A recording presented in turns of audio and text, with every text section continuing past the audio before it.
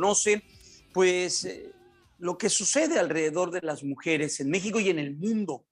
Esto que viene en el marco del 8M, hay manifestaciones, hay muchos artículos de la prensa, nos detenemos en lo mucho que hace falta en el sentido de generar mejores condiciones y alejar a las mujeres de esos espacios de violencia.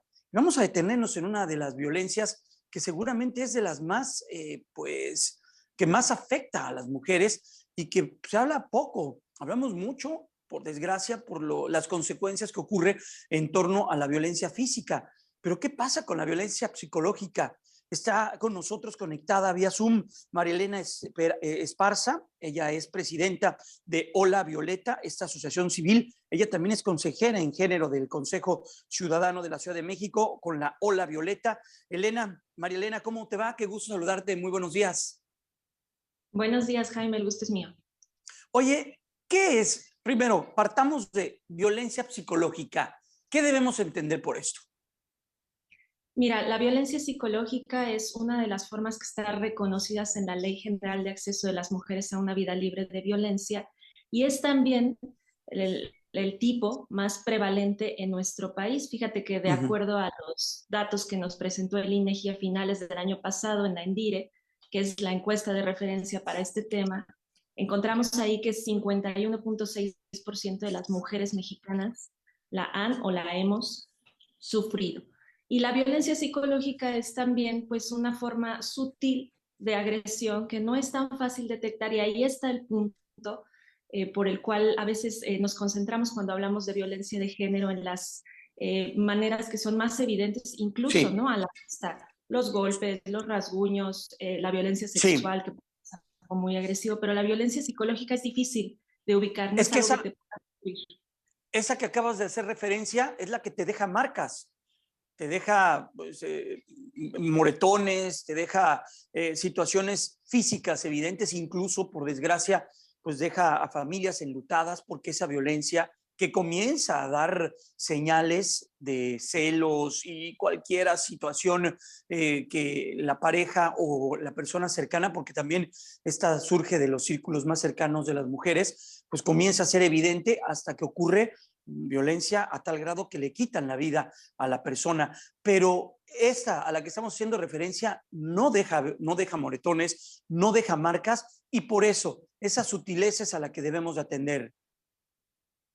Sí, no deja marcas visibles, sí que las Exacto. deja en el cuerpo, sí deja No, un por rastro supuesto.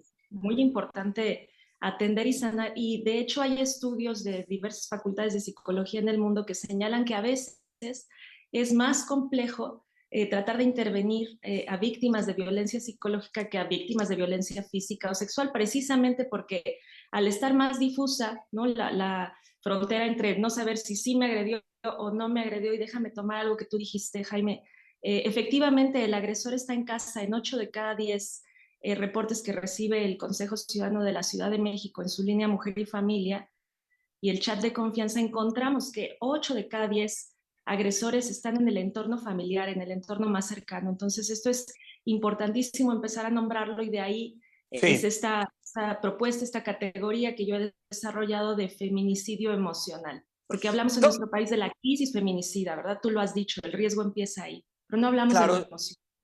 estamos platicando con Marielena Esparza Guevara, ella es presidenta de Hola Violeta, AC y consejera en género del Consejo Ciudadano de la Ciudad de México. ¿Cuáles son esas señales, María Elena? ¿Cómo detectar que una mujer está siendo violentada psicológicamente? Hay una herramienta de referencia que es muy útil, que es el violentómetro que desarrolló el Ah, lo he Instituto visto. Con Politécnico colores, Nacional. ¿no? Exactamente, entonces Uh-huh. te presenta una especie pues, de termómetro y te muestra, esto es muy importante aclararlo, te muestra desde las señales más sutiles de la violencia de género contra las mujeres hasta ya las más contundentes, digamos, físicamente. Pero el que sean sutiles no quiere decir que dejan de ser peligrosas, porque a veces Exacto. esta presentación, ¿no? Digamos, en un modelo de escala, parece que si yo estoy en el primer nivel, que son, por ejemplo, las bromas hirientes, entonces estoy súper lejos del riesgo feminicida. Pero no es así. La realidad es que justamente en la violencia psicológica es donde empieza el riesgo feminicida. Y por eso hay que atenderlo. Estamos hablando, tú lo mencionabas, de celos, de bromas hirientes, de burlas, de descalificaciones, todo esto que va mermando la autoestima de las mujeres, que les va generando inseguridad y, muy importantes, sentimientos de culpa. Porque algo Ah, que es mira. caldo de cultivo para avanzar en las escalas de violencia es que la mujer siente que fue su culpa, ¿no? Es que yo, esto que se dice mucho y lo vamos a repetir en la marcha del 8M, no era mi culpa ni dónde estaba ni cómo vestía, pero nos hacen Ajá. creer a veces, y el propio agresor en el entorno familiar nos hace sentir que fue nuestra culpa, que pues yo para qué estoy chateando con tal persona, o Sí, ¿para yo qué te para qué vistes estoy con así? mis amigos. ¿Por qué andas caminando tan a oscuras a esa hora, por esa zona? Sí, Sí, es que, pero es un lenguaje tan normalizado que en ocasiones quizá, y yo siempre lo he dicho, María Elena, quizá nuestros papás, sin querernos hacer daño, sin querernos convertir en potenciales agresores, pero crecimos así, porque esa era la información que nuestros papás tenían a disposición. Hoy ya cambió. Hoy, sin duda, las nuevas generaciones ya están ante un nuevo paradigma y una nueva manera de enfrentar esto educativamente hablando. Desde las escuelas ya se aborda el tema, pero yo recuerdo cuando era niño, no te vistas de rosa, o los niños no lloran, o ese tipo de mensajes, pues así vas creciendo y tú lo vas normalizando, Marilena. Eso sin justificarme, ¿eh? Pero pasa y llegó a pasarnos. completamente. Y qué bueno que traes a la conversación el asunto de cómo han sido también educados los varones, porque a Uh -huh. veces el tema de la violencia de género parece que es una cosa que nos toca a nosotras resolver, que nos toca a nosotras nombrar, que nos No, pues toca a creo que nosotras no. reclamar.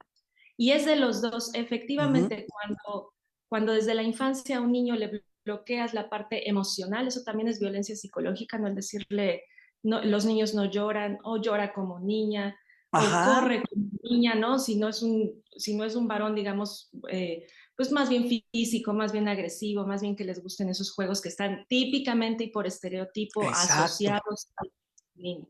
Entonces, esto es importantísimo decirlo, nos toca a mujeres y hombres, y yo pienso que es relevante situarlo desde ahí en el contexto sí del 8M, que pues es un día para visibilizar estas violencias todas, pero también para hablar de una nueva forma de educación que es posible. Y no es que fueron nada más nuestros papás, es que está en los medios, es que está en todos los insumos culturales, que son los que van normalizando estos tipos de vínculos que se establecen en la sociedad, y parece que la violencia verbal es parte de ello, o el encubrir la violencia psicológica como protección, que esto también, Jaime, es algo muy delicado y es algo muy recurrente.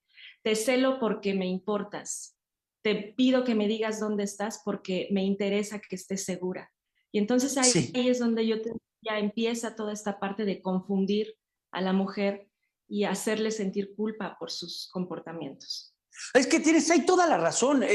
Luego, en ese afán de lo estoy haciendo porque eres muy relevante, pues es muy pues, maniqueo, es hasta perverso. Y ahí te refleja la personalidad de la persona, ¿no?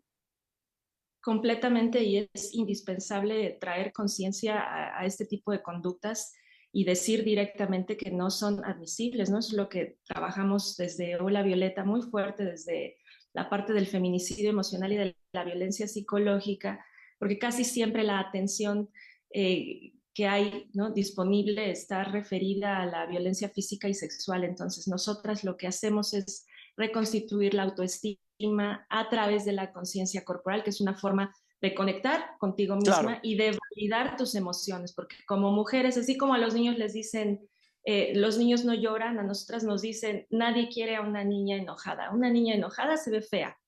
Y desde Sí. muy chiquita empiezas a escuchar eso y a asumirlo como parte de, pues, la manera en que tienes que interactuar socialmente. Qué delicado. Pues María Elena Esparza Guevara, presidenta de Hola Violeta AC y consejera en género del Consejo de Ciudadano de la Ciudad de México, gracias por estos minutos. Rápidamente, ¿qué van a hacer además de esto? ¿Tienen potentes líneas telefónicas, call centers? Están muy cerca del tema, María Elena.